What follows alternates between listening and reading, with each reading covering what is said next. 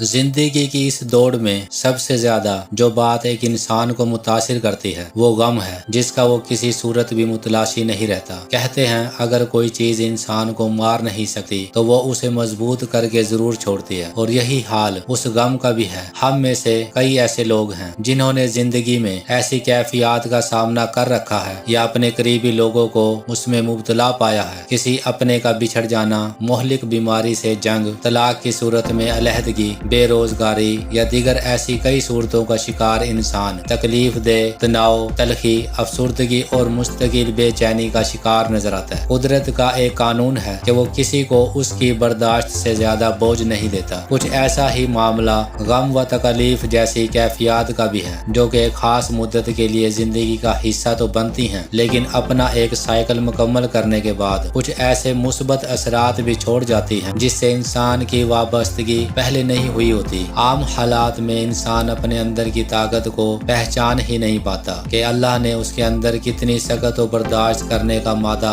رکھ چھوڑا ہے۔ جہاں ہمارا جسم کھانے پینے اور سونے کا تقاضا کرتا ہے، تو عین اسی طرح ہماری روح اور عقل بھی جسم سے بڑھوتری کا تقاضا کرتی ہے، اور اس کی نشو و نما کے لیے بعض اوقات قدرت کی جانب سے غم کو محسوس کروایا جاتا ہے۔ جب زندگی میں سب کچھ بہت بھرپور انداز سے چل رہا ہو تو اکثر ہم اپنی زندگی کے بارے میں سوال کرنا چھوڑ دیتے ہیں، لیکن اس کے برعکس مصائب یا غم کی حالت میں ہم اپنی ذہنی حالت پر غور کرتے ہیں اور چیزوں کو گہرے مشاہدے سے دیکھنا شروع ہو جاتے ہیں۔ اگرچہ خوشی کا تجربہ ہمیں لامحدود کی حد سے جوڑتا ہے، تو وہیں غم ہمیں ہماری حد یاد دلانے میں مددگار ثابت ہوتا ہے۔ حالیہ برسوں میں ماہرین نفسیات اس رجحان سے آگاہ ہو چکے ہیں جسے پوسٹ ٹرامیٹک گروتھ کہا جاتا ہے۔ اس اصطلاح کی ابتدا ماہر نفسیات رچرڈ ٹیڈشی اور لارنس کلہاؤن نے کی تھی، جنہوں نے بہت سے لوگوں کا انٹرویو لیا جو سوگ، سنگین بیماری جیسے کینسر، طلاق یا ملازمت سے محروم ہونے کے ساتھ قریب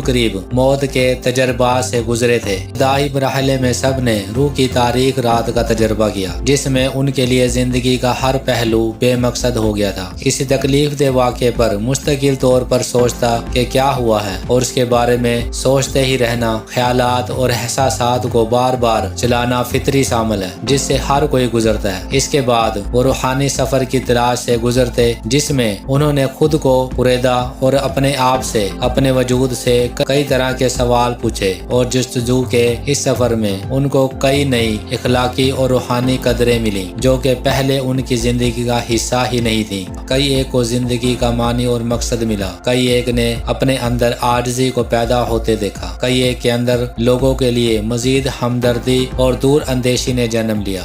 کئی ایک نے اپنے آس پاس کے رشتے ناتوں کو ایک نئے زاویے سے دیکھنا شروع کیا، ان کے لیے معاف کرنا آسان ہو گیا، اور سب سے بڑھ کر وہ سب پہلے سے زیادہ مطمئن، پرسکون اور ایک نئی راہ کے متلاشی نظر آئے، جس میں وہ چھوٹی چھوٹی چیزوں کے قدردان بنے۔ زندگی میں آزمائشیں آتی اور جاتی رہتی ہیں اور اکثر خود کو دہراتی بھی ہیں، یہاں تک کہ عظیم روحانی پیشواؤں اور انبیاء نے بھی تکالیف اٹھائیں۔ قدرت کی جانب سے بعض اوقات انسان کے کردار کی مضبوطی کے لیے ضروری ہو جاتا ہے کہ اس کو آزمائش اور تکلیف کے مرحلے سے گزارا جائے، لیکن اس کا ہرگز یہ مطلب نہیں کہ ہم تکالیف کا خیر مقدم کریں یا جان بوجھ کر ان کی تلاش شروع کر دیں۔ اگر خدا نہ خواستہ یہ ہماری زندگیوں میں آ جائے تو ہمیں اس سے آگاہ ہونا چاہیے کہ اس کے منفی پہلوؤں کے ساتھ مثبت خیر بھی چھپی ہے، جس میں روح کو تقویت ملتی ہے، زندگی کا نظریہ بدلتا ہے، نئے مشاہدے جنم لیتے ہیں، اور سب سے بڑھ کر جینے کا ایک نیا ڈھنگ پیدا ہوتا ہے۔